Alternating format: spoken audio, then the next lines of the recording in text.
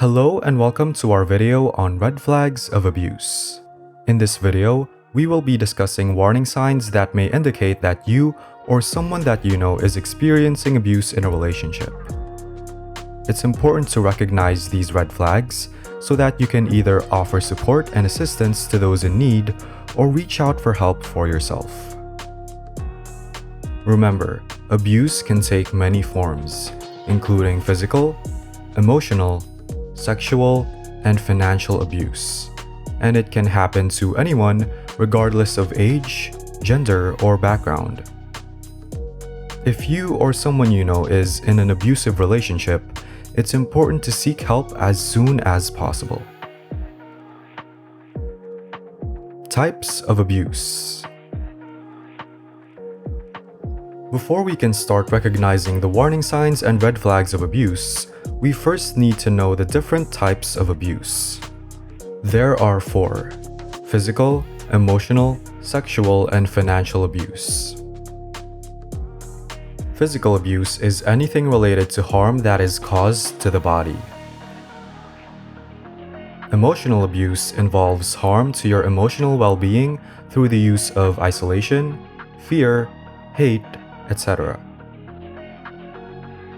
Sexual abuse is when another person tries to coerce you into any kind of sexual activity without your consent. Financial abuse is anything involving money and how it's handled. So, now that you know the different types of abuse, let's dive into the specific red flags you need to look out for to identify whether or not you are being abused and what kind of abuse you may be experiencing. Red flags to look out for. Physical abuse. The red flags are bruises, injuries, and fear of the partner. Physical abuse can be in the form of slapping, hitting, choking, or kicking you. But it's not just limited to that. Physical abuse can also be damaging your property, like punching the walls, kicking doors in, and throwing things around.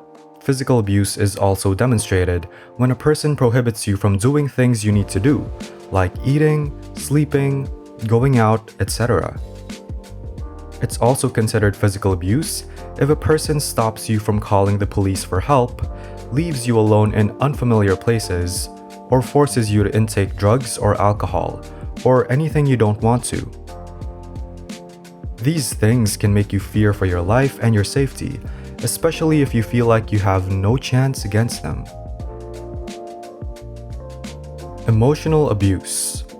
The red flags are manipulation, isolation, and control. This can be in the form of constant criticism, and not constructive at that. An emotionally abusive person doesn't trust you and therefore tries to isolate you from your friends and family. Without trust, that person may also constantly accuse you of infidelity. It's also emotional abuse when they threaten to hurt those you care about, your friends, family, or pets. An emotionally abusive person would blame you for the abuse they're causing you and gaslight you into thinking that it's your fault you're being abused and that you deserve it in the first place. Emotional abuse in general is when another person or other people try to take control of everything you do and every aspect of your life. Sexual abuse. The red flags are non-consensual acts and manipulation. Consent is the most important thing to be able to cultivate any healthy sexual relationship with another person. Any sexual acts without clear and unforced consent may already be considered a form of sexual abuse. Examples of sexual abuse include forcing you to engage in sexual intercourse or any sexual activity, pressuring you even after you say no, cultivating fear of what could happen if you decline, undermining your feelings regarding sex, etc. A sexually abusive person may also make you feel like you owe them sexual activity because you're in a relationship, or perhaps because they've done something nice for you in the past and now feel entitled to your consent. Guilt tripping is also characteristic of sexually abusive people, especially when you don't say yes right away. Financial abuse. The red flags are control of finances and manipulation. In financial abuse, the other person would usually watch closely over your finances and take control of them. A financially abusive person uses fear tactics and manipulation to get a hold of your money and prevent you from getting it. In some cases, your partner may be the one providing you with the money, but they will also keep a close eye on you and monitor your purchases. They will demand proof of spending, such as receipts, because they don't trust you to handle your own money. Since we're talking about control, other examples include placing your money in the bank and then preventing or denying you access to it. They may also use funds from your account or your children's without your permission.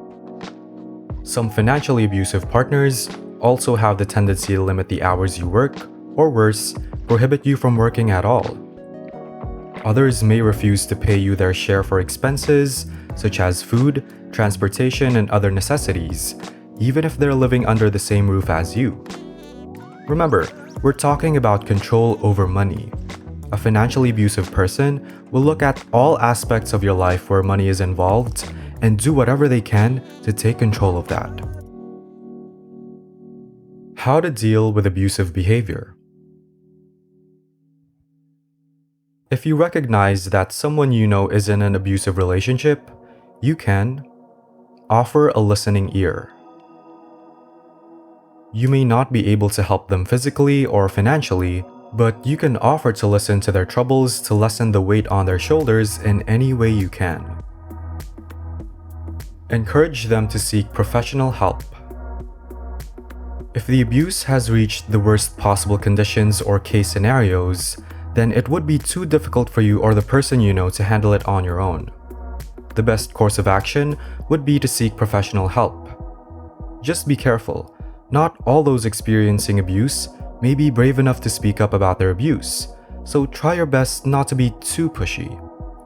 Give some words of encouragement and let them ease into it on their own. Provide resources and information on how to get help. Relating to our previous point, you can also add to your words of encouragement by providing them with some resources and information on how they can seek professional help. This may be especially helpful to them if they have no idea where to start.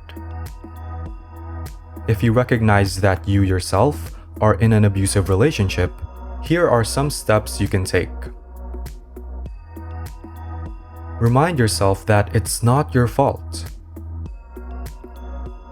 It's important to remember that the abuse is not your fault, and you deserve to be treated with respect and kindness.